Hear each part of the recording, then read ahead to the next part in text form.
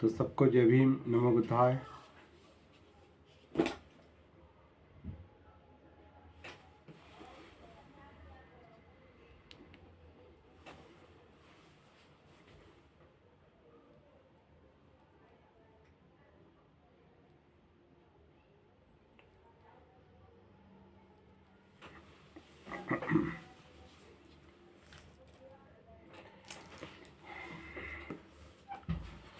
तो आज हम द बुद्ध एंड इज धम्म इसका बुक 2 पार्ट 4 मतलब बुद्ध और उनका धम्म द्वितीय खंड या द्वितीय कांड चौथा भाग और उसका चौथा चैप्टर देखेंगे।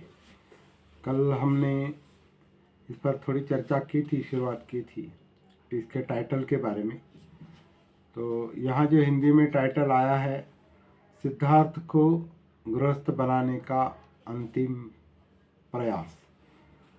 अब सिद्धार्थ ये बुद्ध बन गए हैं और उनका जो नामाभिधान है वो बुद्ध या तथागत इस तरह का आता है। तो सिद्धार्थ को गृहस्थ बनाने का अंतिम प्रयास, ये टाइटल जो है बुद्ध ने मतलब बाबा साहब ने सिद्धार्थ शब्द इस्तेमाल नहीं किया है। Last attempt to make him a householder. तो हिम यानी बुद्ध को गृहस्थ बनाने का अंतिम प्रयास, ऐसा उसका टाइटल हो सकता है। लेकिन उनको गृहस्थ बनाने का अंतिम प्रयास, ये भी टाइटल हो सकता है। लेकिन सिद्धार्थ को गृहस्थ बनाने का अंतिम प्रयास, ये टाइटल उचित नहीं लगता। लेकिन ठीक है, अभी दे दिया है तो वही पढ़ेंगे। उनको यानी सिद्धार्थ को गृहस्थ बनाने का अंतिम प्रयास। तो ये सोच कि अब वो अपने पुत्र को कभी फिर नहीं देख सकेगा, शुद्धोधन जोर जोर से रोया। तब शुद्धोधन ने अपने मंत्री और अपने पुरोहित से पूछा कि क्या वे जाकर सिद्धार्थ को यहीं रोके रखने का और अपने परिवार में सम्मिलित हो जाने का प्रयास कर सकते हैं। राजा की इच्छा के अनुसार मंत्री और पुरोहित विदा हुए और अभी बुद्ध रास्ते में ही थे कि उनके पास जा पहुँचे। उन्होंने यथोचित अभिवादन किया और उनकी अनुज्ञा पाकर एक ओर बैठ गए। जिस समय तथागत बुद्ध की छाया के नीचे बैठे थे, जिस समय तथागत वृक्ष की छाया के नीचे बैठे थे, राजपुरोहित ने निवेदन किया, हे राजकुमार, जिस राजा के हृदय को आपकी विदाई के तीर ने बुरी तरह बींधा है और जिस की आँखों से आंसुओं की धारा बहती रहती है, उस राजा की भावनाओं का जरा तो ख्याल करें। उसकी कामना है कि आप फिर घर में चले आएं। वह तभी शांति से मर सकेगा, उसका कथन है। तो ये जो संवाद है ये किसी ग्रंथ से लिया है, लेकिन ग्रंथ का उल्लेख यहाँ पर क्लियरली आता नहीं है। और अश्वघोष कृत बुद्ध चरित्र से ये लिया जा सकता है, ऐसा लगता है। क्योंकि बंते जी ने दूसरे संदर्भ में ये फुटनोट दिया है यहाँ पर कि सिद्धार्थ कुमार को गृहत्याग के बाद भी लौटा लाने का ये प्रयास अश्वघोष कृत बुद्ध चरित्र के अनुसार बोधिलाभ के पहले का है। इस तरह की कुछ फुटनोट है। तो जो है सो है। अभी हम ये देख रहे कि बस 1-2 चैप्टर हो गए कि यहाँ पर बुद्ध का मतलब सिद्धार्थ गौतम का और अभी बुद्ध बने हैं वो बुद्ध का तो चरित्र का हिस्सा करीब करीब ख़त्म हो जाता है। और बुद्ध बने हैं तो शिक्षा, उनकी प्राप्ति और शिक्षा का अंतर्भाव अभी आने लगा है इसमें कि वो बुद्ध बने मतलब क्या बने, और उन्होंने कुछ दीक्षाएं दी, ये भी हमने देखा है और आगे भी देखेंगे। और यहाँ से आगे बुद्ध की शिक्षा का मतलब धम्म का जो पार्ट है वो अभी इसके बाद शुरू हो जाएगा। और बाकी ग्रंथ में करीब करीब बुद्ध का धम्म ही है। कुछ बातें उनकी चरित्र की थोड़ी बहुत आ सकती है, लेकिन ज़्यादा नहीं। बहुत कुछ जो है वो धम्म की शिक्षा है, बुद्ध ने दी हुई धम्म की शिक्षा है। तो चलिए इसको थोड़ा मन में रखकर ये सब पढ़ेंगे।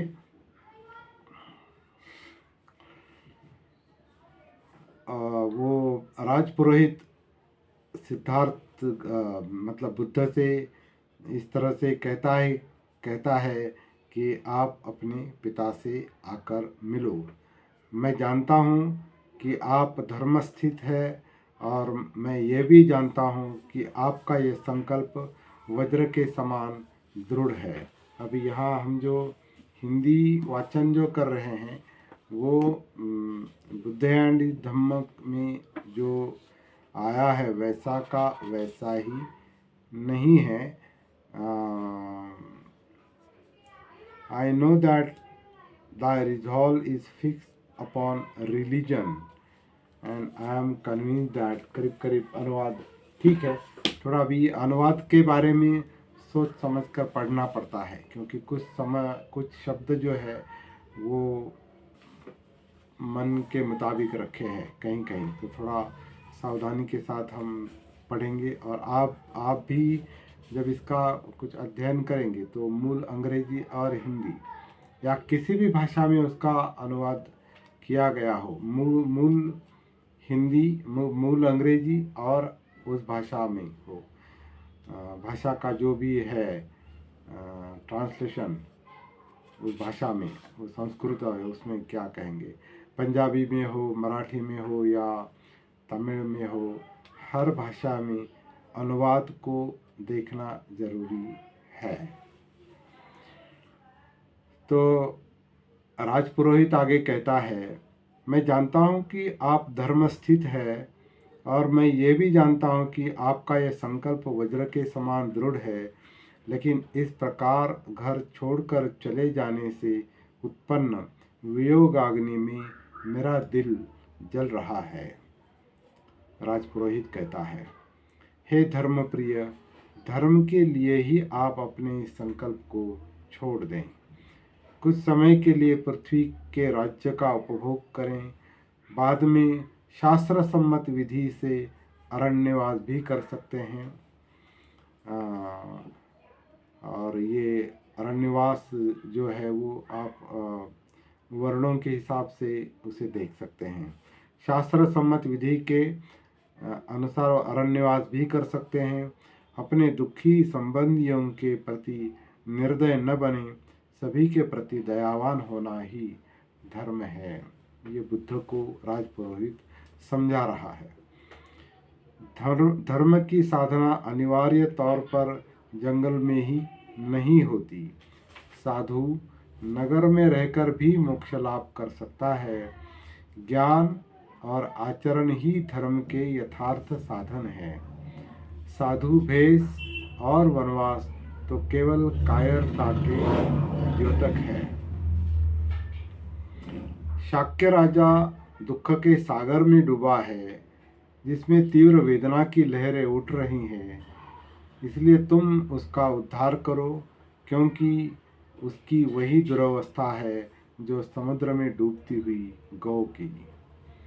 और उस रानी, उस प्रजापति गौतमी की ओर भी ध्यान दे, जिसने आपको पाल पोस कर बड़ा किया, जो अभी तक अगस्त्य लोक को नहीं पधारी है। क्या आप उसकी तनिक भी चिंता नहीं करेंगे, जो बिना बछड़े की गौ की तरह निरंतर रंभाती रहती है? निश्चय से आप अपने दर्शन से अपनी पत्नी को तो संतुष्ट रखना ही चाहिए, जो अपने पति के जीवित रहते भी एक विधवा की तरह दुखी रहती है, अथवा एक हंसिनी की तरह जिसका हंस उससे पृथक कर दिया गया हो, अथवा उस हथिनी की तरह जिसका हाथी उसे जंगल में छोड़कर चला गया हो। राजपुरोहित के वचन सुन उस धर्म ज्ञाता ने उन पर क्षण भर विचार किया और तब उसे इस प्रकार उत्तर दिया। अब आगे बुद्ध का उत्तर है। तो ये जो काव्यात्मक वर्णन है, इसमें काल्पनिकता भी अधिक है, और जो जहाँ से उन्होंने लिया है, और खासकर अश्वघोष के बुद्ध चरित्र से लिया होगा, ऐसा भंते जी के अनुसार हम कह सकते हैं। तो ये जो काव्यात्मक वर्णन है वो कवि की कल्पना है, कवि का मन है। कवि शुद्धोधन के बारे में लिखता है, कवि राजपुरोहित के मुंह में शब्द देता है, कवि बुद्ध के मुंह से अब आगे जो है वो शब्द बुद्ध के मुंह से दे रहा है। तो बुद्ध ने उत्तर दिया, मेरे प्रति राजा का जो वात्सल्य भाव है उससे मैं सुपरिचित हूँ। विशेष रूप से वह जो उसने मेरे प्रति दर्शाया है। लेकिन ये सब होते हुए भी, क्योंकि मैं संसार के दुखमय रूप से भी सुपरिचित हूँ, इसलिए मैं अपने संबंधियों का त्याग करने के लिए मजबूर हूँ। यदि संसार में प्रियजनों से यह अनिवार्य वियोग न होता तो कौन है जो अपने प्रियजनों के साथ ही नहीं रहता। लेकिन एक बार होने पर भी ये वियोग फिर दोबारा होकर रहेगा, इसलिए मैं अपने प्रिय पिता को छोड़कर जा रहा हूँ। लेकिन मैं इसे ठीक नहीं समझता कि तुम ये सोचो कि मैं ही राजा के दुख का कारण हूँ, क्योंकि वह अपने इस स्वप्नवत समागम में भावी वियोग की चिंता करता है। इसलिए इस विषय में तुम्हारा मत निश्चित होना चाहिए। वियोग के नाना रूपों को देखकर तुम्हें ये समझ लेना चाहिए कि न कोई पुत्र और न कोई दूसरा संबंधी ही दुख का कारण है, सारा दुख अज्ञान जनित है। जिस प्रकार जो राही सड़क पर इकट्ठे होते हैं वे आगे चलकर पृथक होते ही हैं, इसी प्रकार जब आज या कल सभी का परस्पर वियोग अनिवार्य है तो कोई भी बुद्धिमान आदमी किसी भी स्वजन से पृथक होने पर दुखी क्यों होगा, भले ही वह स्वजन उसका कितना ही प्रिय क्यों न हो। अपने संबंधियों को दूसरे लोक में छोड़कर आदमी यहाँ इसमें चला आता है और फिर इसमें उन्हें छोड़कर दूसरे में चला जाता है और वहाँ जाकर वहाँ से भी अन्यत्र चला जाता है। यही मानव मात्र का हाल है। एक मुक्त पुरुष इस सब के लिए दुखी क्यों न हो। तो शायद यह जन्म पुनर्जन्म या भव पुनर्भव का मुद्दा यहाँ दिया है। तो जब माँ के गर्भ से निकलते ही मृत्यु प्राणी का पीछा करने लग जाती है, तो तुमने अपने स्नेह में मेरे वनगमन को असमय क्यों कहा। किसी सांसारिक वस्तु को प्राप्त करने के लिए समय असमय हो सकता है। समय हर चीज के साथ लगा ही है। समय संसार को नाना परिवर्तनों में से गुजारता है, लेकिन जब जीवन अस्थिर है तो धर्म करने के लिए कोई असमय नहीं है। अब ये जो अनुवाद है हमने देखा है, थोड़ा सा अलग लगता है। क्या अलग है?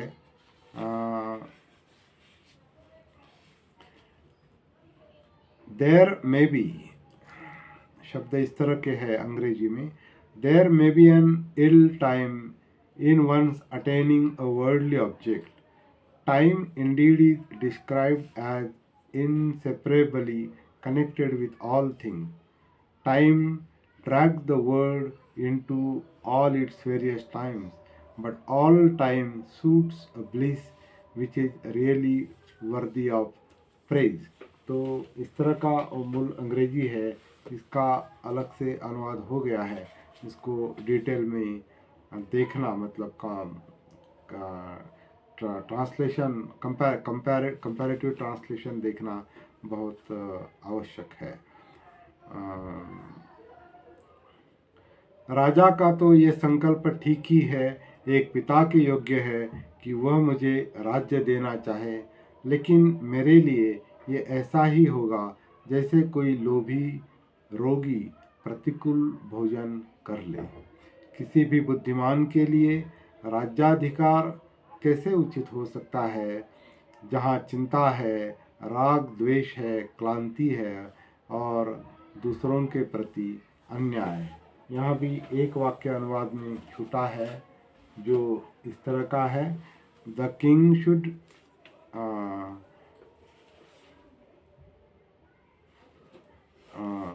how can it be right for the wise to enter royalty, the home of illusion, where are found anxiety, passion, and weariness, and the violation of all right through another service। इस तरह का मूल अंग्रेजी है।